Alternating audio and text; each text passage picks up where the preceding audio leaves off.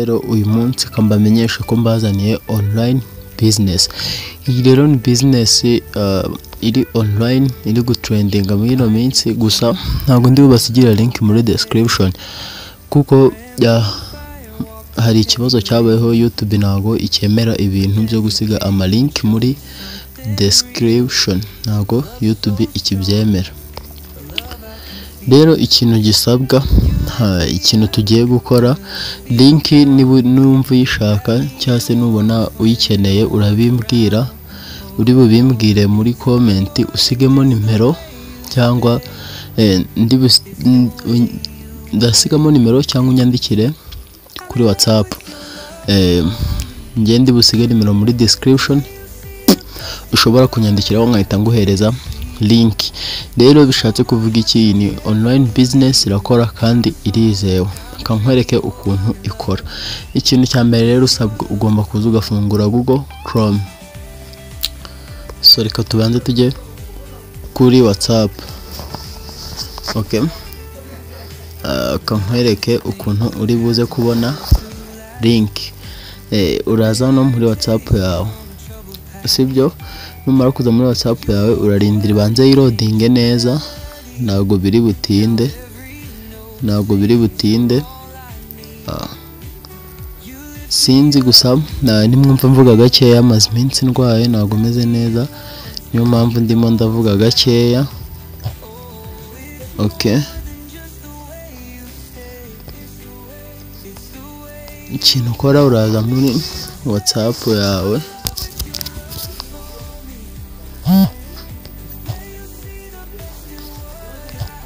Okay, wait gato, uraza ufungure WhatsApp.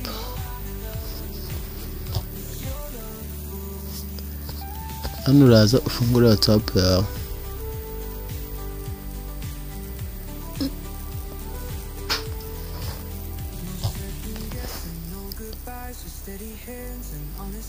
Okay, numara kuyifungura urarindira.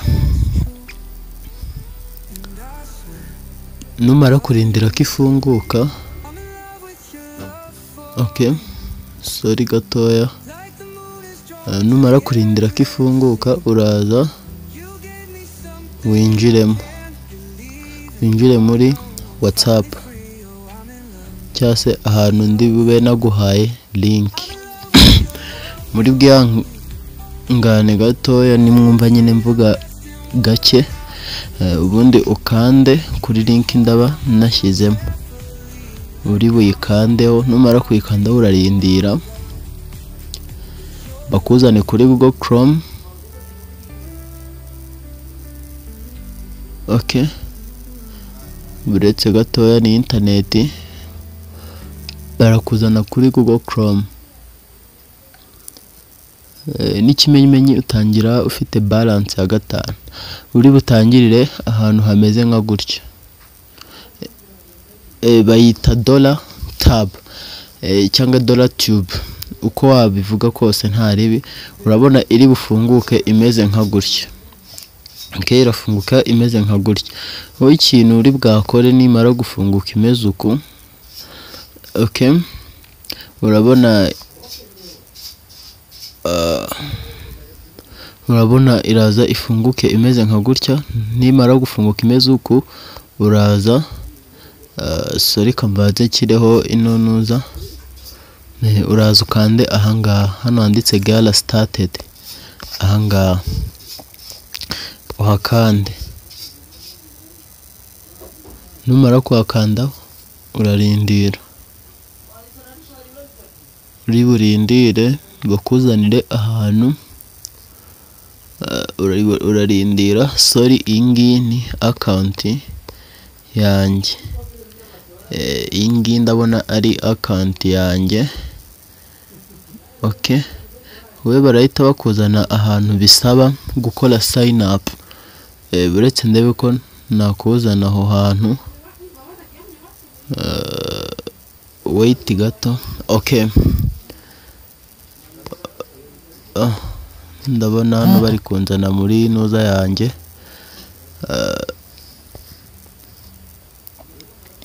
ndabona hano bari kunzanira muri account yanjye gusa buretse turebe ko twakora logout.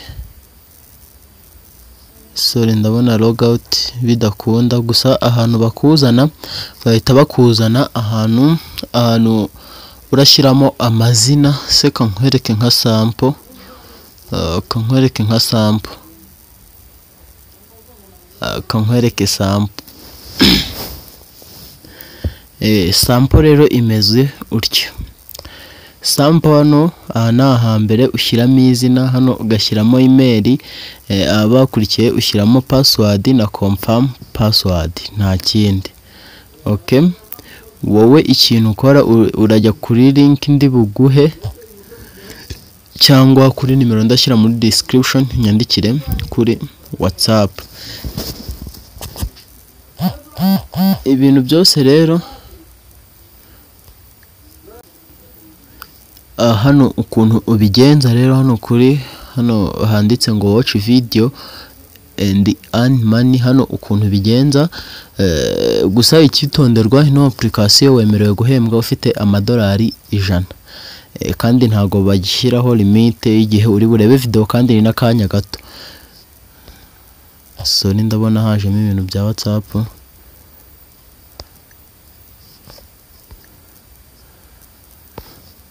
So reka dufungure Chrome nanone. Uri kubibona ahangaha uhembwa ari uko ufite amadolari 100. Ikintu rero ukora,